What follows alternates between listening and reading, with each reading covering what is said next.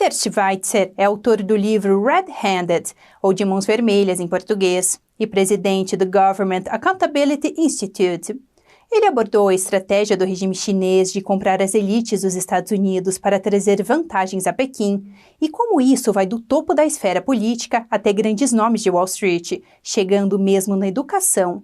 Quem conversou com ele foi Tiffany Meier, jornalista na matriz americana da NTD. Disponibilizamos destaques em português. Peter, obrigada por conversar conosco. É ótimo te ter no programa. É ótimo estar aqui, obrigado por me receber. Você lançou um livro, De Mãos Vermelhas, como as elites americanas ficam ricas ajudando a China. O título e as imagens são muito provocativos. Para quem não leu, como você resumiria?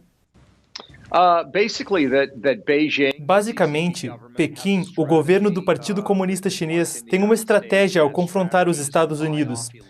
Essa estratégia é comprar elites americanas com negócios lucrativos, acesso especial ao mercado chinês e daí por diante.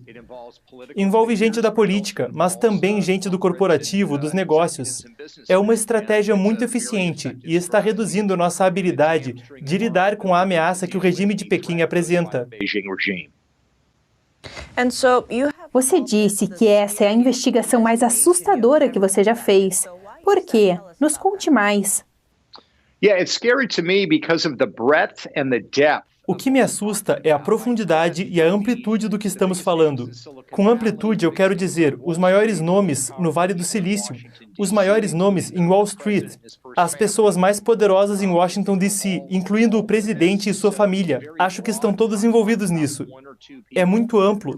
Não estamos falando de uma ou duas pessoas, estamos falando de muita gente muito poderosa. Mas também a profundidade. Não estamos falando de pouco dinheiro. Estamos falando de laços financeiros profundos. Sejam dezenas de milhões de dólares que a família Biden recebeu de homens de negócio ligados ao PCC, ou os negócios de 1 bilhão e daí para mais que algumas empresas de Wall Street ou do Vale do Silício receberam. Isso é o que é perturbador para mim.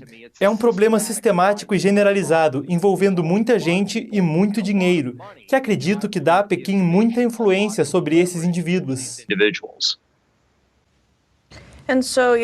Você mencionou políticos como o atual presidente dos Estados Unidos, mas no livro você também destaca como é dos dois lados do espectro político. Também tem republicanos nisso, certo? Mitch McConnell e sua família, e também outros nomes que as pessoas podem não conhecer, como a oradora da casa, Nancy Pelosi, onde, se não estão diretamente envolvidos, tem família envolvida. Quais são os riscos aí?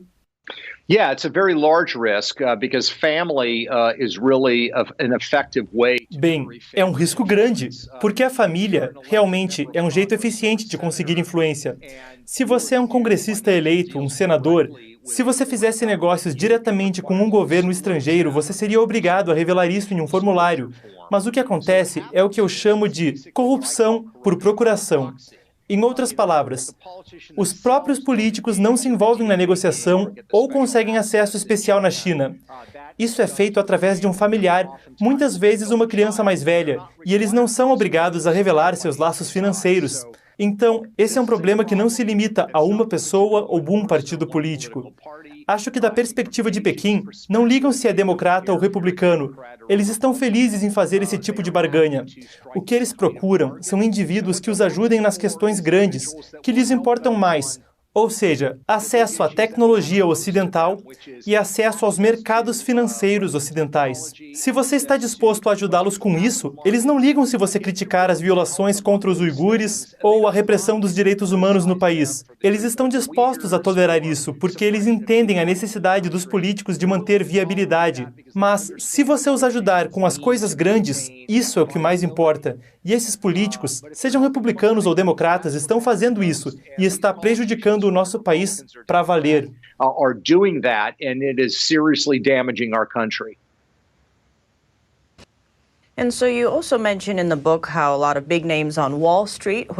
Você mencionou no livro muitos nomes de Wall Street, o que pode não surpreender muita gente. Mas algo que pode surpreender é nos bastiões da democracia, centros educacionais. Yale, por exemplo, onde muitos dos líderes do amanhã são formados. Quão profunda é a infiltração do Partido Comunista no sistema educacional?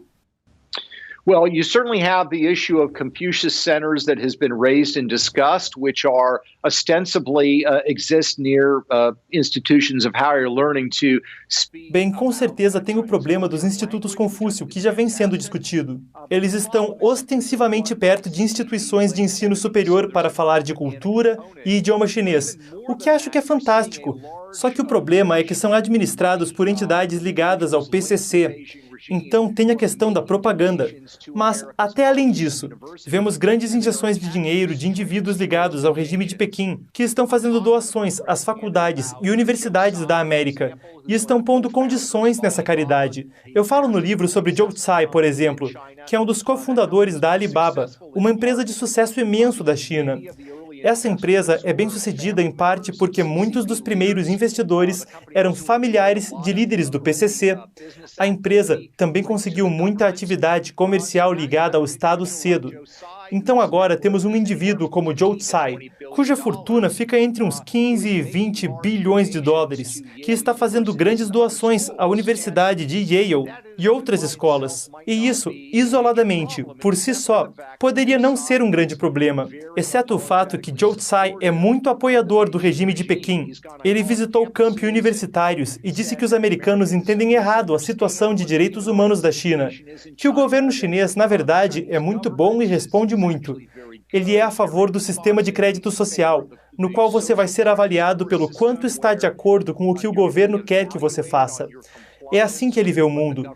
Então, ele está patrocinando pesquisa e está patrocinando centros da Universidade de Yale, como o Centro Tsai, que recebe o nome em homenagem ao pai dele. E se você for ver o que eles produzem em termos acadêmicos, muito é apologia, fazendo desculpas às más condutas do regime, elogiando o governo por ser mais seguro e garantidor da lei, quando, na verdade, o que vemos sob o presidente Xi é o oposto.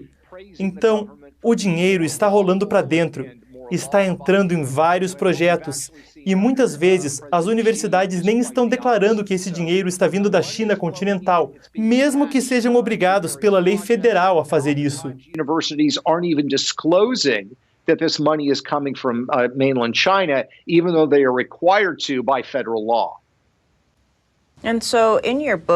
No seu livro, você aborda vários setores do país, os políticos, o sistema educacional, Wall Street, negócios. E mais para o final, você traz algo a mais sobre esperança, certo?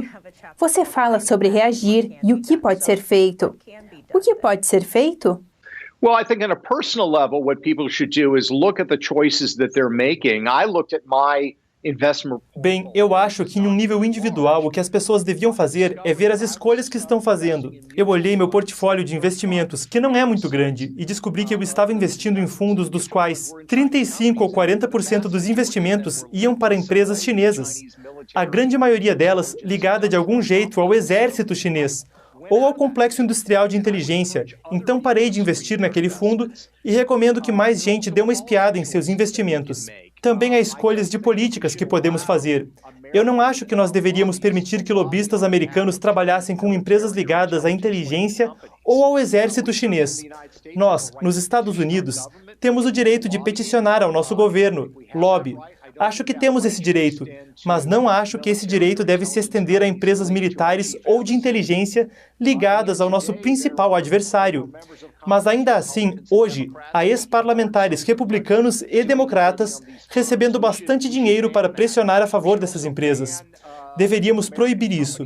Também deveríamos proibir o patrocínio por empresas americanas ou empresas americanas de investimento de pesquisa ligada às Forças Armadas na China continental. Empresas como Google e Microsoft, empresas como Blackstone e BlackRock em Wall Street, todas investem em firmas ou conduzem e apoiam pesquisa ligada a laboratórios militares. Não teríamos permitido isso durante a Guerra Fria. Tratando-se da União Soviética, por que permitimos quando é com a China? Então existem muitas medidas legislativas que poderíamos tomar, mas novamente dou ênfase. Confira as escolhas individuais que você está fazendo em seus investimentos para garantir que não está subsidiando o PCC, o que estão fazendo com seu próprio povo e o que estão tentando fazer no resto do mundo. Tem mais algo que gostaria de acrescentar? Não, eu só acho que essa é uma questão de importância fundamental, a natureza repressiva do governo chinês. o que fazem com o próprio povo, não é algo que só está acontecendo a meio mundo de distância e que não tem importância. A importância é fundamental porque mostra a natureza desse regime, o jeito que querem reconstituir a vida no planeta e a vida nos Estados Unidos. Então, deveríamos estar muito preocupados a respeito, antes que seja tarde demais. Peter, muito obrigada por conversar conosco hoje. Foi ótimo tê-lo no programa. Obrigado por me receber. Tiffany falou também com Kit Krah, o ex-subsecretário de Estado americano e indicado ao Prêmio Nobel da Paz de 2022. Um dos assuntos que veio em pauta com a invasão russa da Ucrânia foi a situação de Taiwan. A ilha caminha para uma guerra com a China e como isso impactaria a vida de cidadãos no exterior. Kit, obrigada por conversar conosco. Obrigado, Tiffany. Fico agradecido.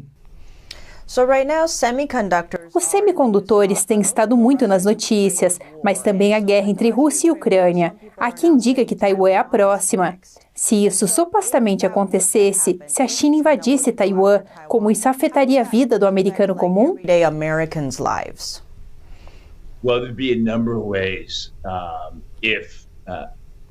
Bem, de uma série de formas. Se Xi desse uma de Putin e caísse para cima de Taiwan, a primeira e mais óbvia seria na área da alta tecnologia. A TSMC é a líder mundial em produção de semicondutores. E semicondutores é o setor mais importante de alta tecnologia. É lá que produzem os chips mais avançados do mundo. E é por isso que trazer a produção para nosso país, a medida de 12 bilhões que aplicamos quando eu era subsecretário de Estado, foi tão crucial para nos dar garantias com essa indústria. Foi a maior operação de onshoring da história americana e teve tremendas consequências.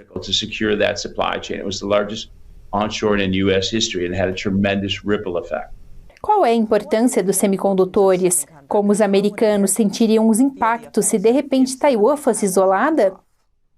Well, we're experiencing a semiconductor shortage right now, and so that gives a good glimpse into the future. Sabe, nós estamos passando por uma falta de semicondutores agora. Então, isso já dá um vislumbre do futuro. Sabe, as montadoras estão desacelerando a produção de carros e isso vai em efeito dominó. Eu diria que semicondutores vão em tudo, desde celulares até qualquer tipo de dispositivo de comunicação, computadores, carros, brinquedos, literalmente estão por toda parte. Também são usados em equipamento militar. Então, é literalmente a base de tudo. É a indústria mais importante do mundo. E é por isso que o secretário-geral Xi está absolutamente obcecado para dominar o setor de semicondutores. Ele está injetando cerca de 300 bilhões de dólares para tentar se erguer no negócio. E recentemente ele nomeou um responsável com um orçamento de $1 trilhão para os próximos 10 anos. É por isso que, por exemplo, na semana passada, eu estive com a secretária do Comércio, Gina Raimondo, bem como com alguns outros especialistas de segurança, falando da necessidade de aprovar a Lei de Competitividade e Inovação dos Estados Unidos, que foi um PL que nós montamos para ajudar a trazer a produção de semicondutores para dentro dos Estados Unidos. Competitive Act, which was a bill we designed to help the onshoring of semiconductors in the United States. Enquanto você era subsecretário de Estado, você tinha uma doutrina de princípios de confiança, trabalhando com uma diplomacia da paz no mundo da tecnologia. Como você entende que isso funcionou quando você esteve no cargo, especialmente quanto a Taiwan? Yeah, if you look at it this way, Tiffany, you look at the things that the free world values, things like integrity, accountability, transparency, reciprocity, respect for rule of law, respect for property. Sabe, se olhar por esse ângulo, Tiffany, você vê as coisas no mundo livre. Coisas como integridade, responsabilidade, transparência, reciprocidade, respeito ao Estado de Direito, respeito à propriedade privada, respeito pela soberania das nações, respeito pelo ambiente, respeito aos direitos humanos. Essas são coisas que pregamos no mundo livre. Mas regimes autoritários como China e Rússia, não. Na verdade, eles usam essas coisas contra nós para sua vantagem estratégica. Então, deixe eu colocar dessa forma. Digamos, Tiffany, que eu estou competindo contra você, e eu posso roubar sua propriedade intelectual, Eu não preciso ser transparente, eu posso te trancar fora do meu mercado, eu posso usar usinas a carvão para a minha energia, eu posso usar trabalho escravo, eu sou a lei. Ou eu não preciso obedecer à lei. Eu vou te vencer todas as vezes. E isso é o que vemos de fato. Abuso e coerção e coação e tudo isso. Isso é o que chamamos do princípio do poder. O princípio da confiança, na verdade, usa esses princípios para a nossa vantagem estratégica. Então essas coisas que nós somos são o que usamos para construir a Aliança de Democracias Clean Network, para derrotar os planos do Partido Comunista Chinês com o 5G. Então, em uma medida judicial, nós viramos o tabuleiro e usamos isso contra eles. Então conseguimos instrumentalizar precisamente os princípios que protegem nossa liberdade. E isso entra muito no jogo quando falamos de Taiwan. Taiwan foi um dos primeiros países na Clean Network. E se der uma olhada em Taiwan, eles são uma democracia modelo. E eles honram essas ideias, esses valores, esses princípios de confiança. E sabe, a chave... E me perguntaram isso quando fui sabatinado pelo Senado. Foi o senador Coons. Quando ele me perguntou qual seria a minha estratégia para combater a agressividade chinesa, eu disse... O que eu faria é que eu usaria as 3 áreas da maior vantagem competitiva americana, unindo nossos aliados e parceiros. A segunda, usar a inovação e os recursos do setor privado. E a terceira, seria utilizar o ímpeto moral desses princípios de confiança. Em essência, essa doutrina criou, realmente, a primeira iniciativa governamental que venceu a China e se tornou um modelo duradouro que perdura nos 2 lados do Congresso. Really, the first government-led initiative that defeated China Inc., and it's turned into an enduring model that's endorsed by both sides.